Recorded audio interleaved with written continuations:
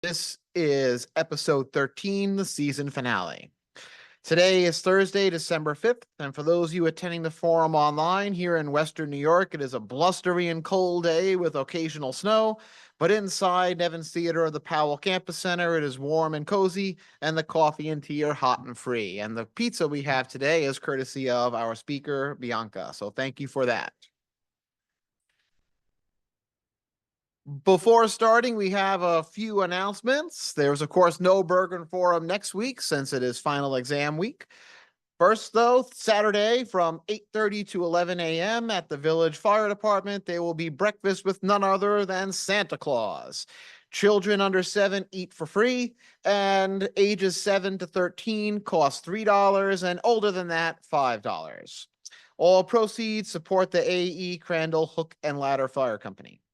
Tomorrow is in the Harder Hall lobby will be a pop-up holiday studio sale from 5 p.m. until 7 p.m.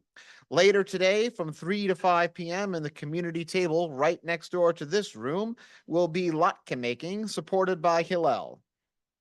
Midnight breakfast will be on Sunday from 10:30 until midnight in aid. And the fall senior shows will take place this Saturday, starting at 4 p.m. in the Harder Hall Robert C. Turner Gallery. And then finally, from 6 to 8 p.m. on Sunday in the Cube Gallery in the Binns Merrill Hall basement will be a glass art engine exhibition. Without further ado, today's forum will be given by Bianca Boragi,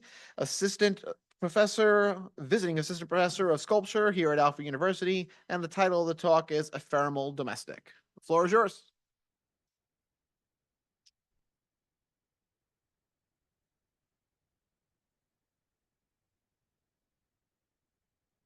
Hi, everyone. Thank you so much for coming. I'm really happy to be here at Alfred and to be working with my amazing colleagues and amazing students. I'm really impressed by everyone's work. So today I will present you a few video artwork, sculpture, and some paintings.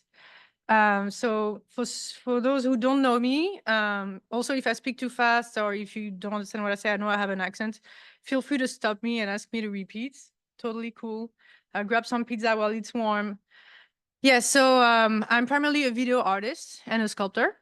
I work a little bit in painting and I work in installation also. I'm originally from France, from Paris, where I was born and raised. And I did my undergrad in France, in Paris, in a conceptual art school, where I studied primarily sculpture and dance and video art. And then I moved to New York City in 2010. It's always been a big dream for me to move to New York City and to pursue a career as an artist. So I'm actually French American. My father's from New York.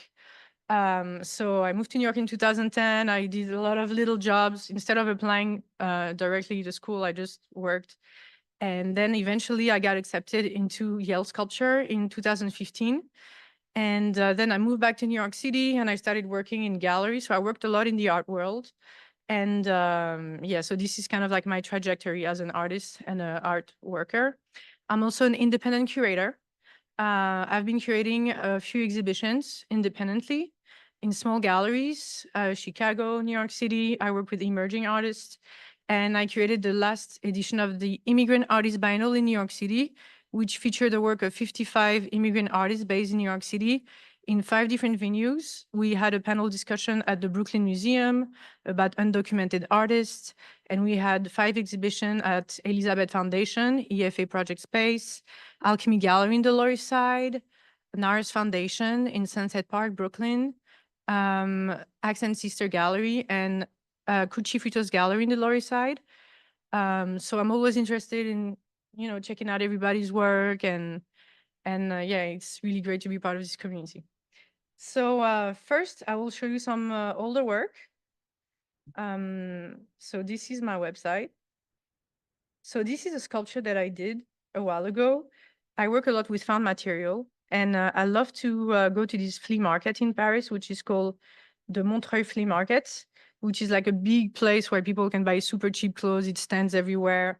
It's a big spot for the North African community because there's a lot of North African food stands. So my mom is North African. She's from Algeria. So we love to go there to buy bread and eat some like North African crepes and stuff and just go. So I bought a bra over there and I wanted to do this sculpture, which was a bra which cups have been replaced by gigantic sleeves, ending up with gloves. So this is made of tulle, kind of like the tutu material. And then I wanted to activate this sculpture. So I had this idea. So this is my building in Paris where my parents live. We're from the 13th district, so it's the south of Paris. And I asked my mom to wear it. And I went to the neighbor across the street and I asked them, hey, can I shoot a video from your window, please? And they were so nice. They said, okay. So we had to shoot it twice. Is there sound?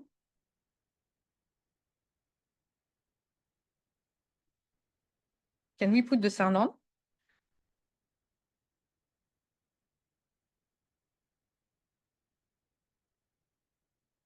Excuse me, can we put the sound on for the videos or how does it work? Yeah, it's on. I don't know. Okay.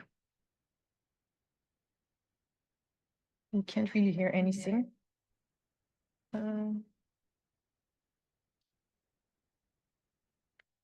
Anyways, so the piece is we can hear the sound of it. So the piece basically is I'm not used to working on a piece itself. Yeah, so the piece is thrown from it's thrown from the 15th floor of a project building, and it reaches the bottom of it.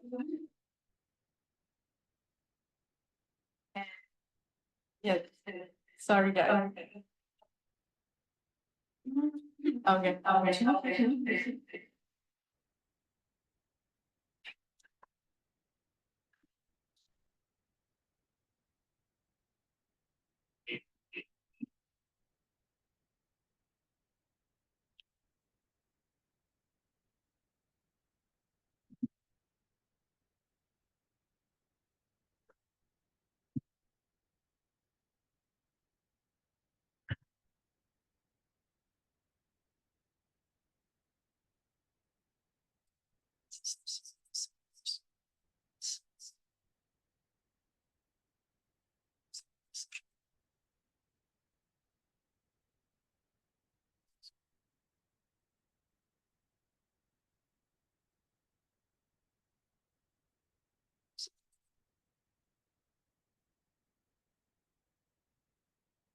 Yeah, it's great.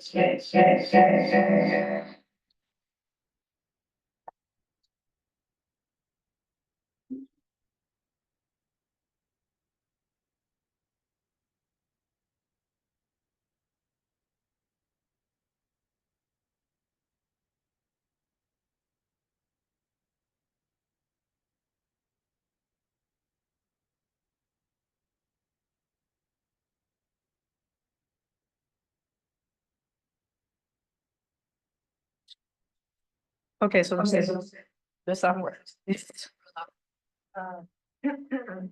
Yeah, so basically I shot it across the streets and I asked my mom to spray it on the 15th floor of the building. I was so lucky because when I bought the fabric, I just didn't measure it. I asked for 15 meters and it reached the bottom of the building by accident, by magic, I should say. I was so lucky, but I had to shoot it twice because the first time I did it, it was so light, it was just flying everywhere and from the window. So then I put an orange in each sleeve. Hello, can you hear me? Okay. I put an orange in each sleeve and it added a little bit of weight to it. And then it fell so gracefully, like two rocks falling in water. So this is the piece kind of like inspired from the tale of like Rapunzel, the princess, except it's like a contemporary version. There's no prince. It's just like kind of like a contemporary version of it.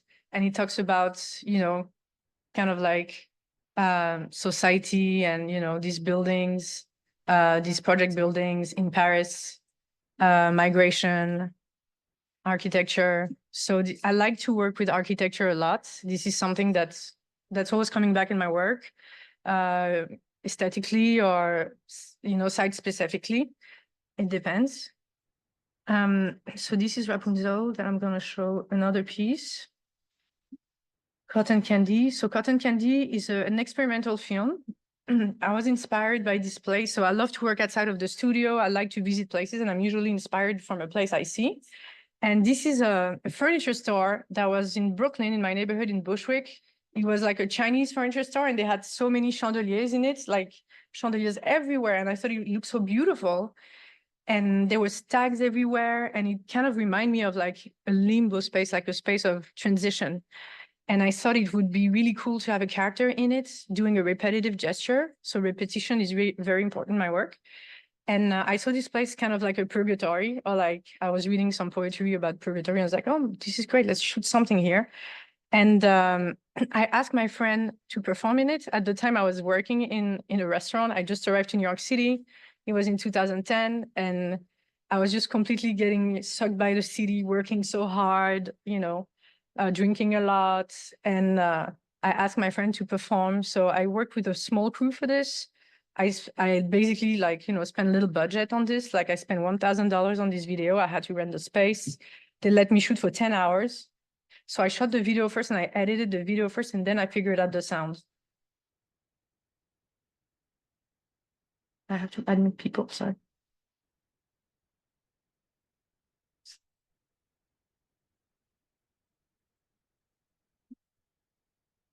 Can we have sound on this video, please? Okay.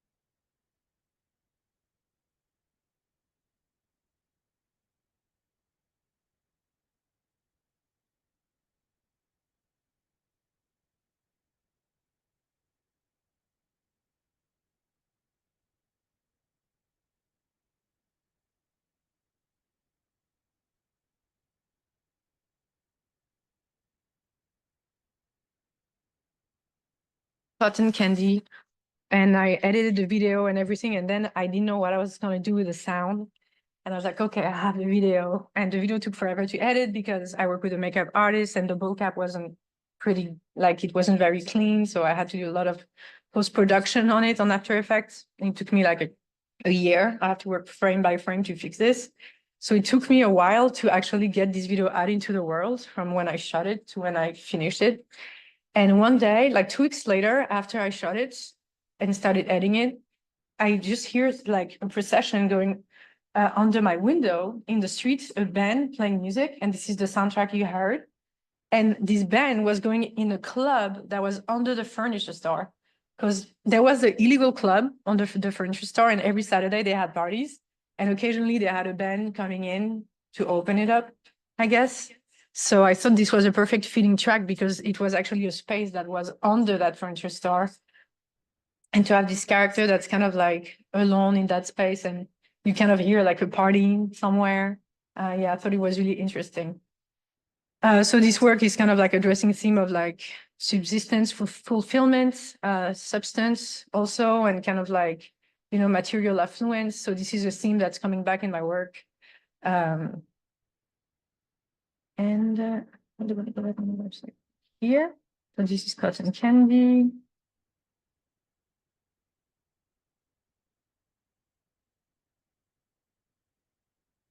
Then there's some other works that I can show you. I occasionally perform in my work when I have no one to work with. It's very minimal. Usually I work with a tripod and I have a friend helping me. And this is shot in La Défense. It's the business quarter in Paris. So I went at 5 a.m. to shoot this video.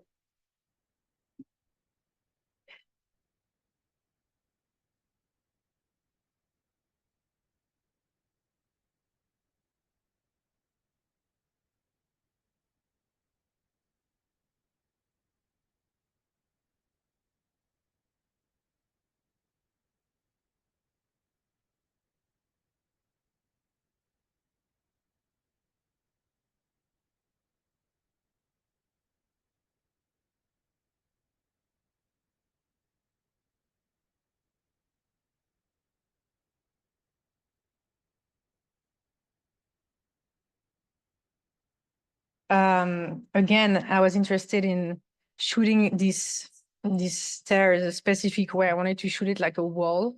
And I'm always interested in the notion of rising or overcoming something.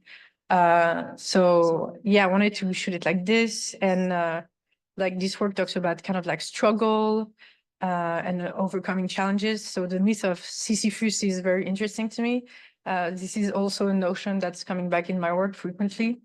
Notion of like accomplishing something and then, you know, getting started again from zero.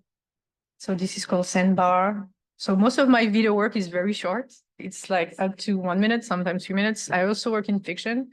I did 2 short films, but I'm not going to screen them today because they're too long.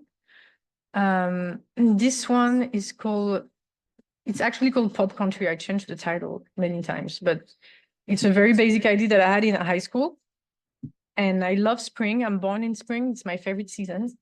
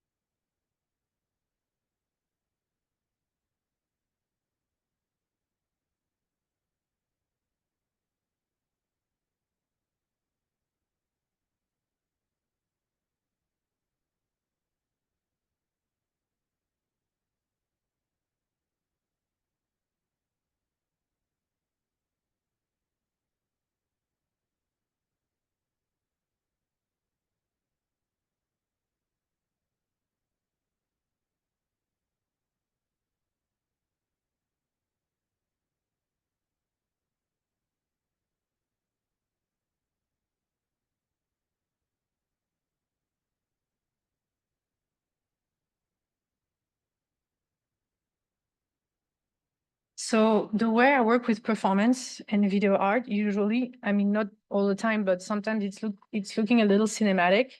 I love the cinematic aesthetic. That's something that I'm really drawn to. And when I was a kid, one of my first job when I was 6 years old was working for a big movie with really famous French actors like Jeanne Moreau. So instead of being in my first year of elementary school, I was out of class and I was shooting a movie for 3 months, and it really influenced me. I was on set. I was seeing all the scene, happening, like being unfolded, and I thought it was so beautiful, like, like a reality that's malleable somehow. So that really made me want to make movies and to do videos and to act. And at the time I was so confused. I thought I was, like having a new grandma, having a new mother, because I was so young and I would interrupt all the scenes, like walk into all the scenes all the time. But it was amazing. Like Jeanne Moreau introduced me to philosophy and cigarettes. It was really, really fun. Yeah. She would always read philosophies in between scenes. It was really great. um, Unfortunately, I cannot show you stuff on my hard drive because we can only work with this PC and I have a Mac, but this is a video called Sex Freeze. I work a lot with my parents. I love to work with basically people I know, friends and family.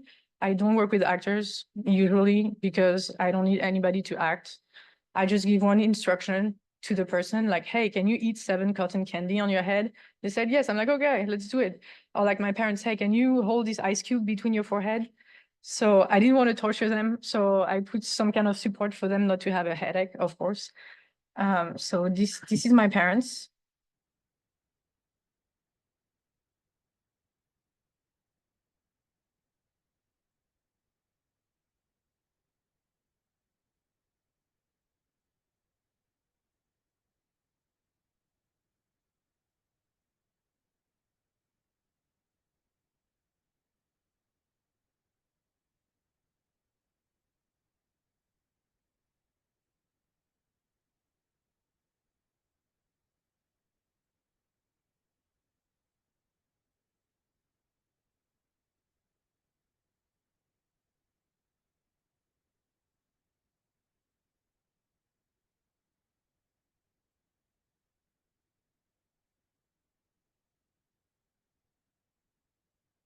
Was so cute because I didn't ask my mom to do that, it was spontaneous. And there's always something like this that happened when I do a video, something unexpected. And usually it's the video, it makes the video, like the gloves reaching the bottom of the building, or this little gesture, which is kind of like, because this video is kind of like, like a critique or like a look at like marriage, the institution of marriage, and the dynamic between a man and a woman. Like you have this big ice cube. So I forgot to mention, but my father's a chef, and we had a restaurant in the suburb of Paris for 15 years, and he loved to work for so many different communities, and he's a visual chef artist. He used to do blue rice, pink rice, using curacao alcohol, which is the alcohol I use to do that ice cube. I just made it in a glass and I thought it was really cool. And it really sort of like, it really reminded me of like domination, sort of. So, and I did a new version of this video 15 years later. So I shot this again last December when I went back home, and they both have white hair. I mean, my mom has white hair. My father is just getting a little bit gray. And the ice cube is this small. It's about to completely melt and they're about to touch, and it eventually melts and it falls and they touch each other. And my mom has a ring made of ice that melts and fall. So I'm still editing this video, but that'll be like kind of like a duo. They will work together. So unfortunately, I don't have my hard drive, so I cannot show it to you today, but it's in the making. Let me see how we're doing on time. Okay. I'll just show you a few other works that I like. And again, this is an older piece with my parents called Race to Domesticity that I shot at a stadium in Paris. I was very lucky to have a friend who was the director of the stadium. And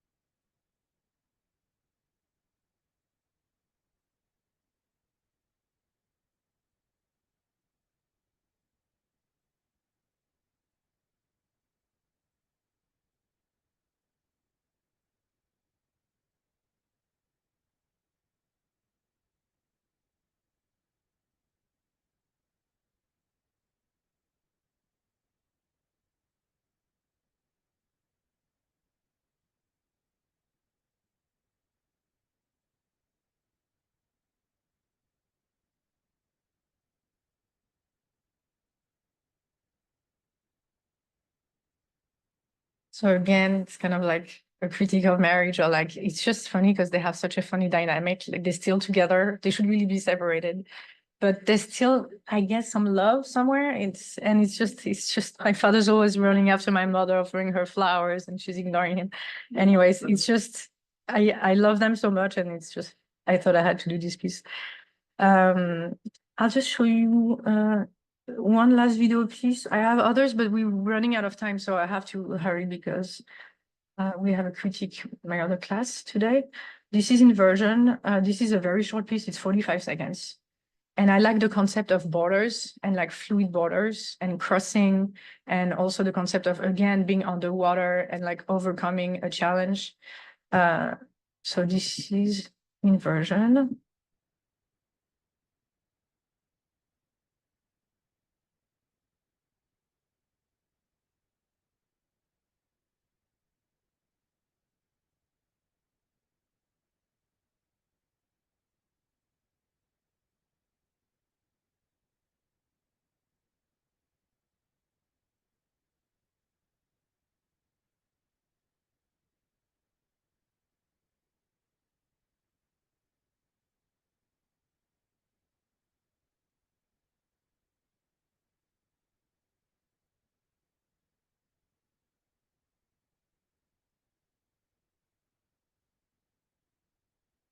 Works with a sculpture made of sand, which is here. I'll just show you a photo. So this is a sculpture made of a luggage made of sand. It's called Gone, and it's basically about the idea of like moving forward into space, but like leaving a piece behind, sort of. And it's really about a feeling, about the feeling of like leaving your country and like what are you carrying with you, what are you leaving behind. So most of my work talk about trajectory, displacement, migration. I also worked with ephemeral material like high grass. I love high grass, and I love to shape it in sort of like a head with braids. This piece also is a piece that talks about trajectory, which is done before the luggage. So it's kind of like the luggage is in the continuation of that piece. Again, it talks about extraction. It talks about extraction of resources. It talks about being uprooted, about being displaced. And it talks about mental sanity, kind of like losing your head, losing your sanity, but being able to move forward and thrive, thriving in a hostile environment or in different environments. So this piece is called Traveling Plants. And this is a piece that, sometimes I do different iteration with it for different opportunities or different installations. So I work a lot with object and found material. I like to work with found material. During the pandemic, everyone was losing their jobs. And, like it felt like it was the end of the world. Society was collapsing. In the United States, there is no social mesh. If you lose your job, you lose your healthcare. Healthcare is related to your job. Like whereas in Europe, it's not related to your job, for example. So I wanted to do a piece that talked about fragile structure and subsistence and odds and capitalism. So this piece is kind of like a critique of capitalism. The concept was to do a dice. It's a multifaceted dice. It's 5 sides are number 1. Only one side is number 6, face down. So it talks about the odds being against you, like the odds of winning being against you. So this is a form that I love. I love bread. I was like, oh, what can I do with sliced bread? What can I do so I can build it, I can make a structure. So I built this in my studios. I made different panels, and then I brought them to the gallery space, and then I assembled them together. And inside, it's so beautiful.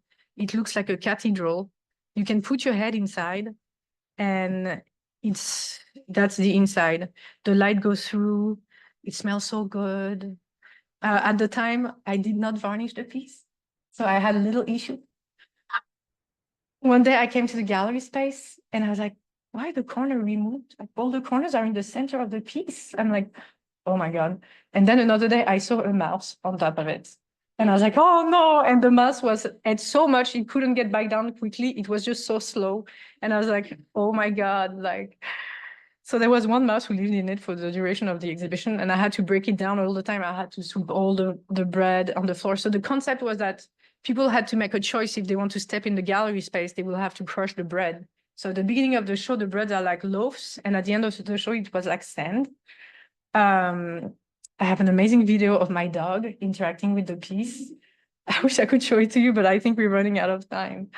But I did all the piece in my studio, and my dog was with me the whole time. He was snapping on all the bread and licking all the bread. So it's like he was blessing the piece. It was so cute. So this is my first bread work. So this is discarded bread that I collected in Bushwick and Ridgewood in New York City from bakeries and supermarkets. So the way I did it is basically I went to a big bakery that produced bread for the entire United States. And I asked them, hey, I'm an artist. Can I collect some bread in your trash? And they were like, oh, okay. We usually don't do that because of liabilities issue, but if it's for a sculpture and no one eats it, it's okay. So I would go there in the morning before going to my job. And I had this job in the Upper East Side. I was working at a big gallery. I was dressed like a gallerina. So I would go and collect all the bread in trash bag and bring it to my studio, then run to work. And then I did another piece with bread. I was invited by the Flux Factory for an event during the pandemic about loss, to talk about loss. And they asked me to cook for them, to make a lunch for them. So I made kind of like a lunch with crepes, with like lost bread, but not from the trash, just dry bread. And I asked them, is it okay if I serve it on a bread table? Because I wanted to make a new sculpture. And they were like, okay. So I made this table, that's the tabletop made of bread. And it's at the beginning when I did it, I wasn't sure, how to kind of like, what to make it look like. I tried different things and it looked horrible. So I was like, okay, I have to find an idea. This is horrible. And I looked at a lot of mosaic. I love mosaic. I love ornamentation. And this is a mosaic. I love Muslim ornamentation. This is the front of a mosque in Algeria, in Alger. That was a mosque. Then it turned into a church under the French colonialism, and then it was destroyed, and then it was rebuilt partially. And like the ornamentation was done by French architects, so they were reinterpreting Muslim ornamentation. So I like this idea of like architecture and like architecture shaping people's life, so I built the bread table like this, and I did the legs with like gyros. I wanted to have baguette, but I had gyros. I was like, okay, this is so great. It's sort of like a pants, like you put your baguettes on. So I love this idea. This is fully varnished, so I had no issues with little visitors for this. It was really great. And then I was invited to participate in another show to show the table. So I was like, let me make a chair. So I made a chair, and this is the chair. And so at the end, I was invited for another exhibition. This was featured at the New York French consulate with other pieces. And people love this piece because it's, they don't understand it's bread when they approach it. And then they're like, oh my God, this is bread. They're really surprised and they smell it. And dogs love this piece also. So this is some of my sculpture work, and I have other stuff too. I'm just going to show it quickly. Yeah, this is actually not the right photo because I redid the stick in bronze, but the idea is to turn a broom into a scepter. So I love to go to the museum. That's my favorite thing. Every time I travel, I go see every museum in every city I go to. And I love the Metropolitan New York City. They have a great sword, like armor wing. And I watch a lot of scepters and sword. I'm like, oh, this is great. Like the carvings are so beautiful. I want to do something like this. I want to do a scepter. And then I was thinking I should do a scepter with a broom, like just a broom, a regular broom. You reverse it, you place it in the same position in the gallery space, like a broom against the wall, but it's a scepter. So I carved the stick and I kind of like added some decoration on it, some roses. And then I put it in bronze recently. It's white bronze. So I don't have the photos there, but so this was shown last September at Cesson Benetier Gallery in the Upper East Side. And I also showed a drawing for this exhibition, which is the hourglass drawing, which is a sculpture I would like to make here while I'm here. So this is the photo of the screen print. The photo is not so great, but the colors are not so accurate. But basically the concept is to do 2 hourglass, kind of like, large scale, like natural size. And again, this piece, like most of my work talk about the multiple, like it talks about kind of like different iterations of yourself, what would you have been in this country? What would you have been in this other country?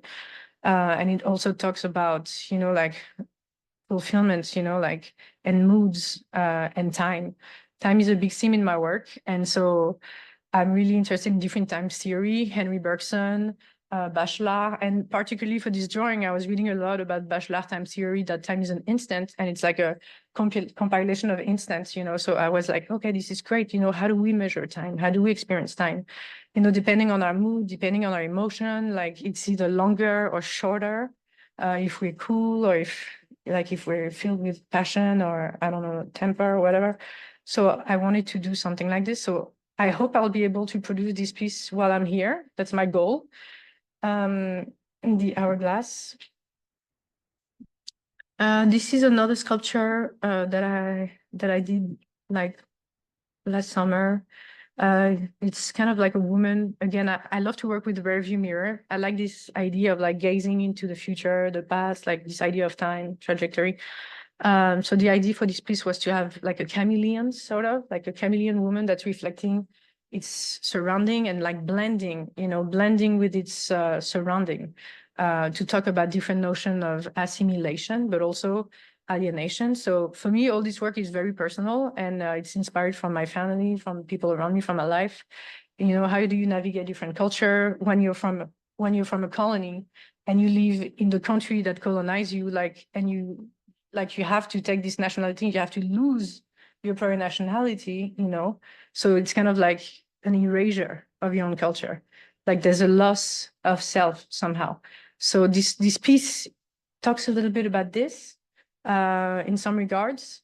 So it talks about reflecting the surrounding, but also like kind of like assimilation and blending, and like, in the quest for belonging, like what do you win and what do you lose, sort of.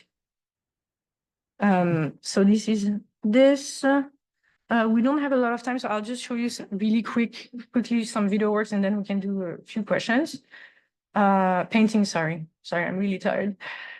So I do paintings also. When I was doing my MFA in sculpture, I didn't paint at all, but I love to paint actually. And I'm a classical painter. I just do a little bit of painting. I'm not like, this is not my main medium. But this is a portrait of my grandmother from a photo. I have very few photos of her. And my grandmother was an indigenous Algerian woman. She's Amazigh. Amazigh is the term for Berber people, the people from the mountain. They are in Tunisia, Morocco, and Algeria. They call Amazigh. Berber, it's more common, but they call themselves Amazigh because Berber is pejorative, like it's from barbarism, and they don't like that term. So Amazigh. So this is a photo of Yaya. So Yaya means grandma. Like my grandmother, when she moved to France, she became mentally ill because like what they suffer during the war, my mom and her, like my mom is okay, but my grandmother became mentally ill. And she had some moments of clarity, but most of the time she wasn't really clear. She would talk to herself. And one day she burst into my bedroom and she took a pair of sunglasses and I painted them with nail polish. I did dots. I was very girly when I was a little girl. All I did was wearing costumes and playing theater with my friends. And she put them on and I was like, oh, let me take a photo. Yeah. I had this disposable camera. I took a photo and this is one of the few photos I have of her. And I made a painting. And then I realized a few years later, oh my God, that's the only time I ever saw her wearing sunglasses. Like she never, ever wore sunglasses, ever. And I was like, is this the only time she wore sunglasses ever? Like she never wore sunglasses. So I thought it was funny because Yaya, she really had a hard time adapting to modernity. When she lived in Paris in her studio, she would never use the electricity. She wake up with the sun. Like her electricity bill was €0. We're like, okay. Her apartment, I cannot even describe her apartment. It was like an art installation at the MoMA Museum. Everything was different. Like everything was for a different purpose. The clock was upside down, but showing the right time. So everything was dysfunctional. So like the theme of the absurd in my work is inspired from the people around me, because like this is how she kind of like, she was illiterate, but she managed to navigate in Paris, take the subway. I don't know how she took the subway. She would go in Algeria for 24 hours, give a lot of clothes to everybody, then come back just for 24 hours. She would steal all of our clothes, like all of the things we have, she would give them to them. So it was really amazing. So I'm working on an installation about her apartment. This is a project that I really want to do in a specific medium to talk about that, but So yeah, I like this concept of like assimilation again. This is a painting I did that's inspired from a documentary I shot in Algeria. The documentary was part of my thesis show. This painting is called The Women of Alger. It's inspired from the Women of Alger series that was started by Eugène Delacroix in 1848. He traveled to Alger. He saw a Muslim man and his three wives having tea in one room, and then he went back to France and he made two paintings. One is in the Louvre and one is in another museum. And then Picasso went to the Louvre and he saw the painting, and there was a woman in the painting that looked exactly like Picasso's last wife, Jacqueline Roque, I think, Jacqueline Roque. And Picasso fell in love with this painting, and he did 15 paintings out of these, and they're all super expensive, and they all sell for like $150 million. And I was editing my documentary, and we were having lunch, and I had put a camera in the corner. So we're all sitting we're all dressed traditionally, having couscous. We eat on the floor. And then I edited, I'm like, oh my God, this thing is so beautiful. It looks like this painting at the Louvre. I'm like, I have to make a painting out of it. So I made a painting out of it.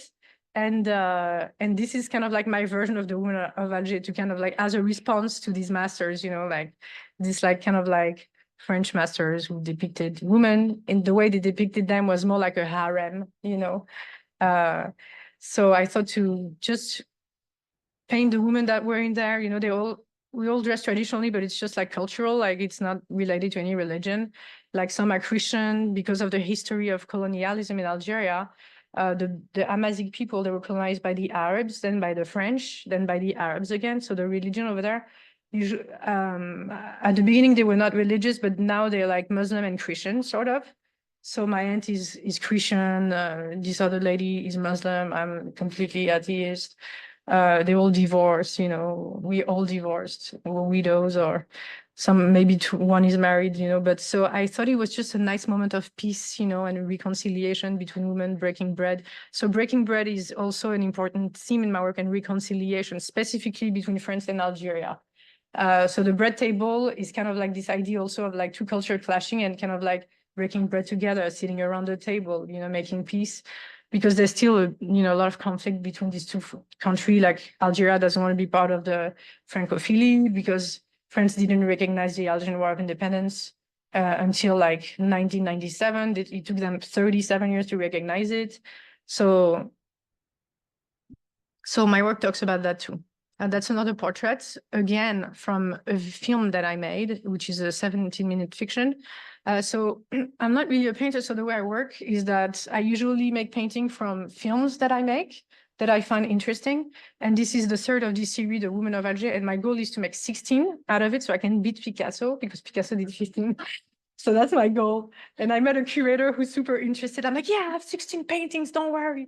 And I'm like, oh my God, that's hard. I only have 3, oh my God. But yeah, so I also work with fabric a lot. It's one, so I'm just gonna stop talking in 2 minutes. This is a polyptych painting. So for this project, I made 2 pairs of gloves with a fabric that I bought at this flea market, Les Puces de Montreuil. And I made the pair of gloves with the recto and the verso of the fabric. I had never made gloves before. It took me like 2 months to make these pairs. It was so hard. I had to finish them by hand, because when you make gloves, you have to do all the sides. So it was a lot of work. So I listened to the entire series of The Misérables by Victor Hugo. So for 70 hours, I listened and I was sewing the gloves and I was crying at the same time. Jean Valjean, oh no. And then I perform all the gesture that I like from the flea market, you know, looking in the clothes, like throwing them, you don't want it. And then you're searching for the clothes.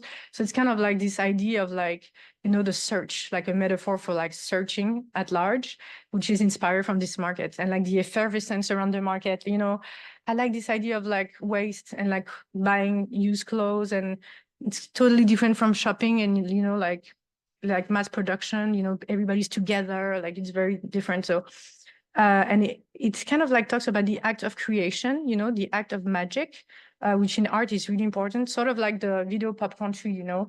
I like this idea, like when you search for an idea, you go fishing for ideas, you surprise yourself intellectually. And like there's a sense of like loss of self, loss of ego for a moment. You're like, you're hit by an idea, you know. So I like this idea of magic. And this is something that sometimes comes up in my work. So this is another one of it. It's another one, same size, same gloves. And then I started a new series of painting with the bags, you know, the common bag, the plastic bags.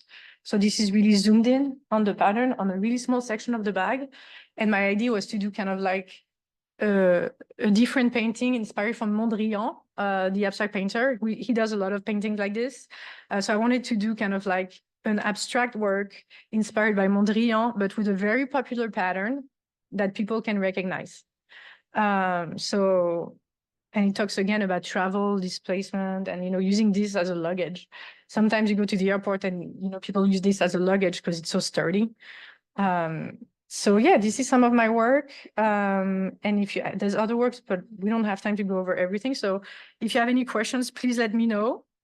And I also put my notepad over there if you want to add your email to sign up for my newsletter. This is the business side of the lecture. You will get a notification probably only twice a year when something very important happens. I don't send it every month at all. So yeah, feel free to add your email. Do you have any questions? For the sake of anybody that's on Zoom, please wait for the microphone. What questions do we have for Bianca?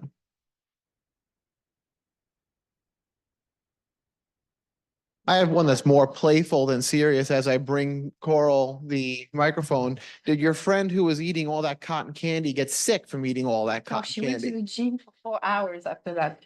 Oh, I would have Yeah, I would have puked if I ate that much cotton candy. Then we ate pizza, and then she was covered of sugar. I'm like, do you want to take a shower? She's like, no, I'm going to the gym. Let's go. And she went to the gym for like 4 hours. No, I was just gonna, can you put one of your videos as background while we answer questions, please?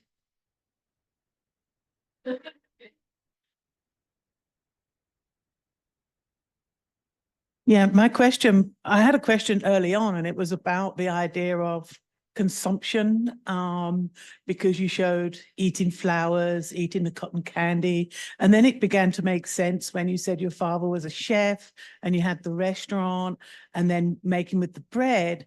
But could you talk about the role of consuming things and, you know, how that expand on it a little bit more in your work? Yeah. The idea of consumption. Yeah. So for the bread table, particularly, it really is about labor and the idea of like putting bread on your table. And, you know, during the pandemic, like the question was, how are you going to put bread on your table? And I worked a lot in New York City. I had so many little jobs before getting in a master's program, including, you know, teaching, waitressing. And every time I was waitressing, I was like, okay, this is how I'm going to make my bread. I have to turn this table. So like the table becomes the bread, you know. So that was the idea for that piece. So it really is about labor and subsistence. For cotton candy, I wanted to do a piece that was about, you know, like the pompadour that Marie Antoinette has on her head, something that's really spectacular, and also something that talks about, you know, like kind of like subsistence and kind of like addiction or like fulfillment. You know, it's kind of like loose and open, but like someone that's kind of like doing this repetitive gesture, and like eventually there's a light moment in it because the piece can be a little heavy. So this really is about kind of like capitalism and like needs and superficial needs. And, you know, like with all the chandeliers everywhere, like all the furniture over there are made of plastic and they're all replicas of Louis XIV furniture. But it's really cheap. It's a cheap material. They're not original. So it's really is about, you know, projecting yourself like, you know, as a rich person with like, you know, material things. And it talks about that. And it talks about that quest for material thing, which is it's a critique of it. Exactly. Yeah. Yeah. You may have time for one more. It's about 1:05.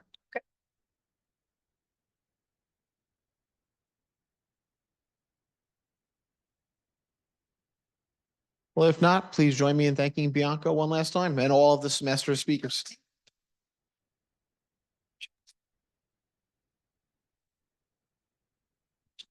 Thank you. Stay warm, everybody. And don't forget to check my students' critique today in the Hunter Gallery and the Cube Gallery. They have amazing work. The Cube Gallery has beautiful sculpture, so does the Hunter Gallery. So swing by if you can before 8 p.m.